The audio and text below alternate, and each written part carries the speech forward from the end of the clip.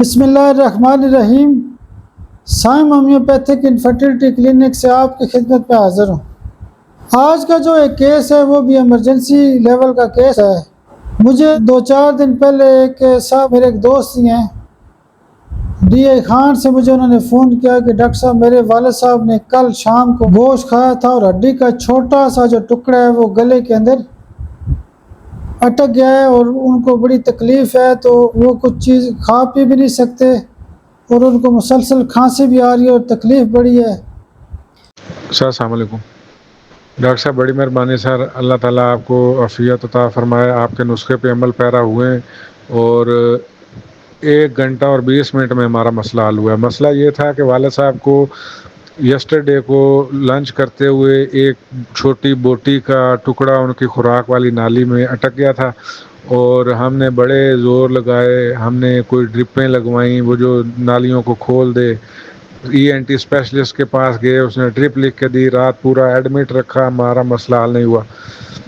تو کوئی 23 گھنٹوں کے بعد میرے خیال آیا ذہن میں آپ سے رابطہ کروں، تو آپ نے مجھے سلیکا 30 سجیسٹ کی۔ 11 بجے وہ میں نے ڈوز دی اور 12:15 پہ وہ جو چربی تھی وہ ساری اللہ کا شکر ہے کہ باہر آ گئی۔ بڑی مہربانی سر، نوازش، جزاک اللہ، اللہ تعالیٰ آپ کو جزائے خیر عطا فرمائے۔ السلام علیکم۔ تو انہوں نے اپنے اینڈ پہ کافی ٹرائی بھی کی، مریض کو ایڈمٹ بھی کروایا، کچھ ڈرپیں وغیرہ بھی لگوائیں۔ خیر ہوا کیا کہ ہمارے پاس اکثر لوگ کہتے ہیں کہ ڈاکٹر صاحب کوئی چیز گلے میں پھنس گئی ہے، یا وہ کہتے ہیں مچھلی کا کانٹا پھنس گیا ہے، یا کوئی ہڈی پھنس گئی، یا کوئی اور چیز اٹک گئی ہے۔ تو سلیشیا ایک ایسی دوائی ہے کہ بڑے سے بڑی کوئی گلے میں چیز اٹک جائے یا پھنس جائے تو اس کو وہ قدرتی طور پہ نکال دیتی ہے۔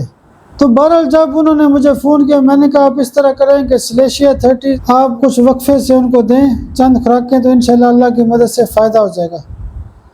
تو ان کا مجھے بڑے شکریہ کے ساتھ فون آیا کہ ڈاکٹر صاحب 24 گھنٹے سے جو مسئلہ چل رہا تھا وہ کوئی گھنٹے ڈیڑھ کے اندر اندر جو سلیشیا 30 آپ نے بتائی تھی اسی سے ہی کیا ہوا ہے کہ وہ گلے کے اندر سے کھانسی ہوئی ہے، گند سا نکلا ہے، ریشہ وغیرہ نکلا ہے، جو ہڈی پھنسی ہوئی تھی وہ بھی نکل آئی ہے اور ان کی طبیعت بالکل نارمل ہو گئی ہے۔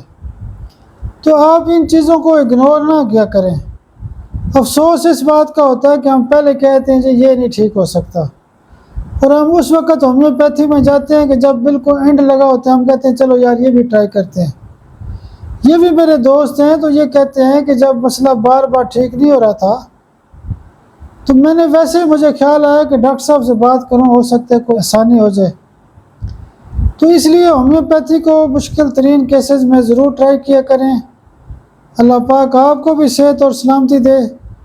بہت شکریہ، بہت شکریہ، بہت شکریہ۔